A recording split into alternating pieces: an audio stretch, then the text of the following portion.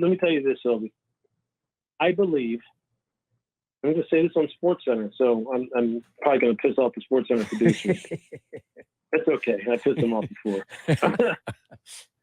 I think he can end up being the best player in this draft, regardless of position. Okay, he's a freaking animal. He's Louis Riddick on ESPN 1000. Louis, how you feeling today? I'm feeling great, man. How are you guys doing? We're ready. Optimistic. Yes, we are ready. We like what the Bears have done so far. I can hear the optimism. What do you like so much about what they've done? I'm curious. You tell me. I personally like what they did was they added an extra first-round pick for 2024. They added extra currency this year, and they got a player. It's so funny because I was going to go there with you at some point in this conversation, Louis. I watched about 40 minutes of wide receiver tape today, and my conclusion was the Bears got the best guy in the draft through the trade. That DJ Moore's better than everyone that I looked at tape from today. So, of course, he's more accomplished. Yes. Right, that's the point. So I mean, they eliminated some of that risk. Yeah, no, I get it. No, look, he's a stud. Tremaine Edmonds is a stud too. Okay, he's an absolute stud, and I know that Milano gets a lot of the pub up there in Buffalo, but Tremaine Edmonds is a freaking stud. T.J. Edwards, although he got taken advantage of in the Super Bowl, he's a guy who plays behind all. He plays hard. Tunney's a good tight end when he's healthy. I mean, they've done some decent things. Deontay Foreman can run the rock. So there's a lot of decent things that they've done with a lot more to go. And, look, they're on the right path. There's no question they're on the right path. So I understand why you guys are optimistic. What would you do? So you're going to be on the coverage. You know the Bears have the 9th overall pick. A lot depends on what happens in front of them. Darnell Wright from Tennessee. That's what I think. It's already done. That's what I would do. Look, let me tell you this, Silvy. I believe, I'm going to say this on SportsCenter, so I'm probably going to piss off the SportsCenter producers. That's okay. I pissed them off before. I think he can end up being the best player in this draft, regardless of position. Okay, he's a freaking animal.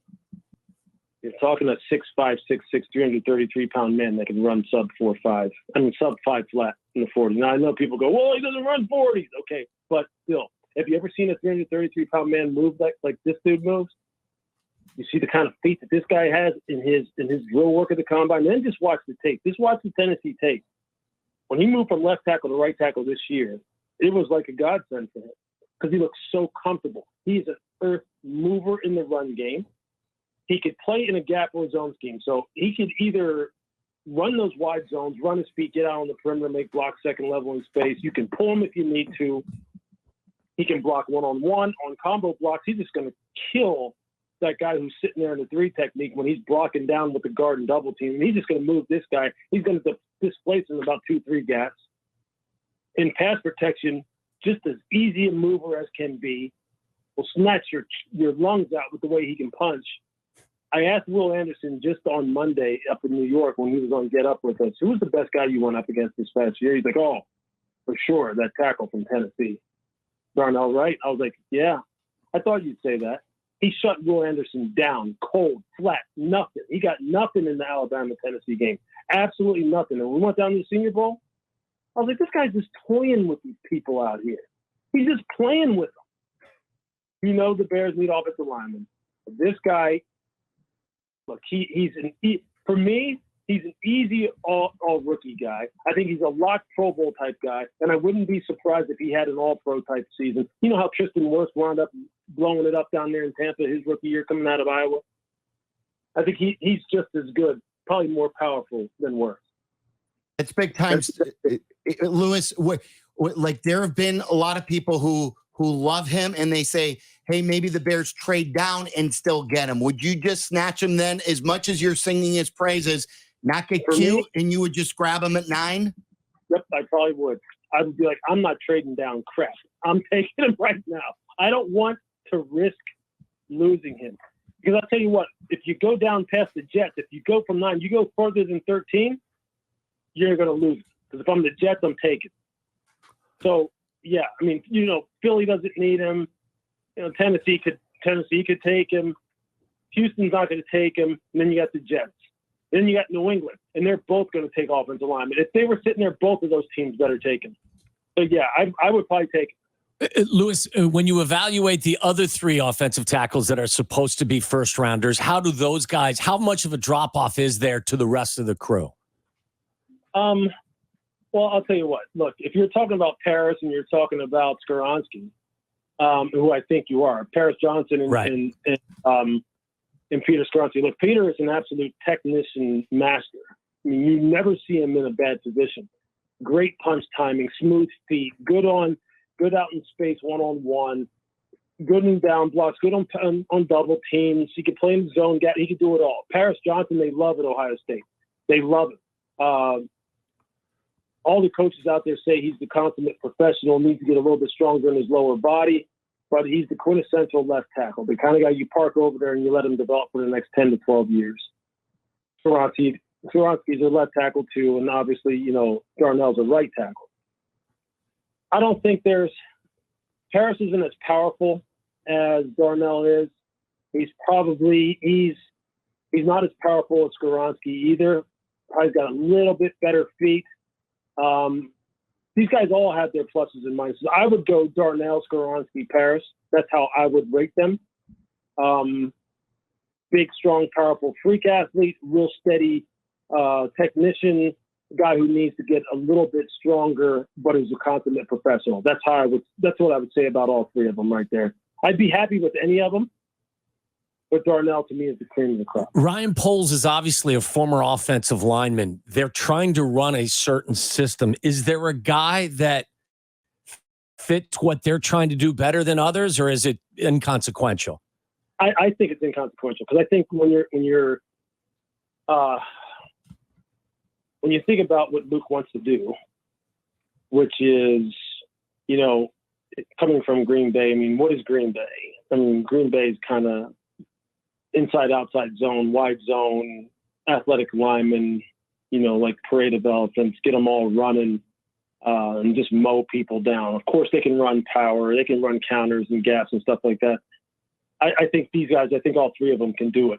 I think the guy who has the best combination of everything is Darnell because he's fast, athletic, and big.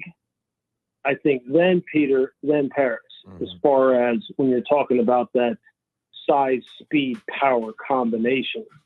I think that's how I would rank them. Louis Riddick joining us. It's Waddle and Silvy on ESPN 1000. What if Jalen Carter's still there at 9? Ooh. Well, that would be a hell of a discussion because, well, one, I just don't see it. So I don't think he'll get there. But I think then, look, if you're Chicago, I mean, if you're Matt Eberflus, you're sitting there going, that's exactly the kind of focal point. That's the centerpiece that I need. Mm-hmm. That's the guy who I can build it all around because of everything he does from guard to guard that you just need to have in the NFL. He wrecks everything inside out, which is exactly what you want defensively. I think then you just have to kind of like have this discussion about, do we have the structure in place to go ahead and support him and make sure that we're able to help develop him as a man as much as a player and kind of guide him in the right way, making sure that all those rough edges that he has as a young, immature kid that we can kind of get rough, smoothed out so where we know we can count on him for 17 games. And every time he leaves the facility, we're sure that he's going to come back the next day and having made the right decisions and not get himself in any kind of situation that makes him look bad or makes us look bad. I think that's what it's going to be about for him. And on top, and then when he gets there, how do we make sure that, he has the kind of football character that we need? Look, you know how Matt coaches. You know what he demands. You know how these guys are coached to bust their rear end on the field and run until your tongue falls out and you lose your lunch on the field and then go over on the side, get a drink of water and get your behind back on the field. Is Jalen the kind of guy who's going to react well to being coached like that and not babied and excuses made for him because he's the very best player on the field by far, like what happens to you in college? It'd be a whole different ball game in the NFL. Louis, is he wired right to handle what they will put put him through? That becomes the question. It's more than just about how good he looked against Ohio State. Your perspective is so important on this particular issue from our perspective because you were a player. You have been in locker rooms. You're a front office. You've had a front office experience as well. As it pertains to Jalen Carter and red flags attached to players, how do you value the talent versus the risk that the red flag will overwhelm the young man or the issue may, and it will affect his ability to be the player that you think he possibly could be? Well, I think there's an old axiom in scouting, Tommy, that says the greater the talent, the greater the tolerance. And usually when you're talking about tolerating is like the knucklehead decision-making, whether it be in the building or outside the building. In the building, meaning the guy's late. Sometimes he's a pain in the ass when you're trying to get him into the weight room, making sure he makes it on time, taking good notes, paying attention in meetings, all that stuff. You tolerate that more. You know, it's like Jimmy Johnson. You know, if Emmitt Smith fell asleep, what would you go and tell him? I tell him to wake up. You know, as opposed to when the second, third team running back falls asleep, you send him out the door. It's so you're trying to balance that. I mean, obviously, but I'll tell you what, which always gets you into trouble in team building and when you're talking about players, and you know this too, man. The guys who don't have great football character. I'm not talking about personal character. I'm talking about football character. The guys who, when they get in the building, aren't all football and that they live and die for it, they're usually not going to work. It's not going to work out, and you can't have that go wrong when you're drafting inside the top 10. The guys who have bad personal character, of course, you don't want a bunch of those knuckleheads either. But usually you have a better chance at bringing them around to making better decisions because you go, hey, look, here, the one thing that you do care about, which is the game, if you don't straighten your behind up off the field, you're not even going to have that. It's the guys who don't give a crap about the game that you worry about. The guys who are just playing the game for the money, the cars, the women, whatever it is. Yeah. Those are the guys who are going to get you fired. And so with Jalen, they got to figure out, is this a football character thing that we need to massage and work out, or is it a personal character thing? Because if he loves the game, then we can probably get him to make better decisions off the field with maturity and our guidance. But if he don't really love the game, then you probably should go ahead and go, well, maybe you're not for us. But then some teams will be like, I can't do it. I don't want to be the team that passes on this guy who's like a man amongst boys. I don't want to have to answer that question if he winds up getting it together and becomes an all-pro. Louis, I was going to say, and we're talking to Louis Riddick, it's Waddle and Silvy on ESPN 1000. Someone like you, and Poles is a little similar, former player, you played in the league a lot longer, but like you've worked your ass off to become a general manager. And but this is Poles' first round pick. Last year, he didn't have a first round pick. So put yourself in that position. You've worked your entire life to run a draft. I'm taking the player who's not going to embarrass me, Sylvie. So I'm taking the player who I believe loves the game. On top of, obviously, who's a darn good player who we need. I'm taking the guy who I know that when he comes into the facility, it's all ball. It's like he does not want to not be around his boys. He does not. He wants to wear the colors. He takes pride in the fact that this is the team that drafted me. I care about them. I care about these people. They're giving me a shot to change my life. And maybe some of the dumb stuff I did off the field, I need to get help with my decision making, or I just need to knock it off or get away from these people who are draining me from my energy. I want that guy at the very least. Is there anybody else at 9? You mentioned Darnell Wright. It was a slam dunk. Is there anybody else in that area 9 that tempts you? Well, I think if the corners, if let's say both of those guys are gone and you're not moving out of there. How do you feel about drafting a running back in the top 10 these days, Lou? That high. I mean, I still need to build my lines up. I still need to make sure the offense and defensive lines are solid. So I think taking one of the other, I think drafting Peter there would make sense to me. It would make sense to me. I would be able to sleep at night, and I would know, and not just sleep at night because I have a good guy, but because I have a darn good player who's going to be a bookend player for, I'm hoping, 2 contracts at the very least. A lot of talk these days, Lewis, about devaluing the running back position, and Bijan Robinson is a guy that everyone thinks is a tremendous talent. Is running back a position that you would draft in the top 10, or you believe that that position just isn't worth that value? I'll tell you what, that's a great question. We just had this discussion, and I've kind of really come around to the fact that you better be, in my mind, barring injury, which I think this is exactly what Dave Gettleman thought when he drafted Saquon. You better be, barring injury, a Hall of Famer, a Hall of Fame jacket type dude. You got to have those kind of special skills, like special skills. Special. If you don't, I'm not taking you in the top 10 for sure. Right. That's what I'm thinking. And if you're a first round back, I'm probably thinking somewhere in the mid to late 20s. Otherwise, there's just too many examples of guys who become league leaders in rushing, who are second rounders and down, late first and down. I mean, when you think of Nick Chubb, Derrick Henry, Alvin Kamara, Kareem Hunt, there's guys who just kind of, off the top of your head, you start thinking about. I just don't see why you would jump up there and take a player at that high, unless you thought he was going to be Barry Sanders, Eric Dickerson, that kind of dude. Does a team like the Eagles have the flexibility to do that more so than the Bears because they have a more complete roster? Yeah, probably. Yeah. Yeah, because, universally, you're probably sitting there going, well, this is a team that, they're stacked. They're stacked right now. The offensive line's taken care of. Wide receivers taken care of. Quarterbacks taken care of. They've drafted depth on the defensive line, although they could probably use another guy on the outside. They signed both of their corners back, but they're getting a little long in the tooth, so maybe you could justify taking a corner. Yeah, you could do it if you wanted to if you're Philly, although I still have a hard time believing they're going to draft a running back that high. I love Bijan as much as anyone.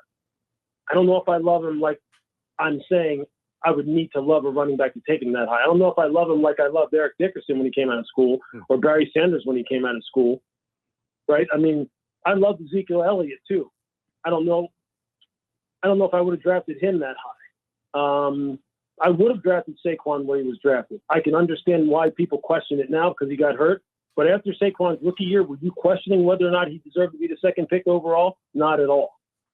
Not at all. I just don't know if I put Bijan in that category. I heard some people say he's kind of like Saquon Barkley. I'm going, do people forget how good Saquon was? Like, he was Saquon was 4'3" at 230 and had sweet feet and could catch the ball out of the backfield. I know he's gotten hurt and he had a career revival this year, but let's not disrespect Saquon Barkley and why he was drafted number 2 overall, because he was that kind of guy. Yeah. Lewis, a conversation with us wouldn't be complete without Justin Fields' conversation. A lot of noise still out there. Analysts saying, oh, he sucks. Some analysts saying he's the next great thing. Where are you and Justin today, a week before the draft? The same place I've been. I talked to Luke Getsy down in Alabama for the Bryce Young Pro Day. I was like, hey, you down here looking at these quarterbacks? You trying to find a quarterback? He's like, nope. Nope. We got our guy. We just need to help him out. We just need to protect him and get him weapons. And we're doing a pretty good job of it. We have a good start. I could not agree more. So it's not even a discussion in my book.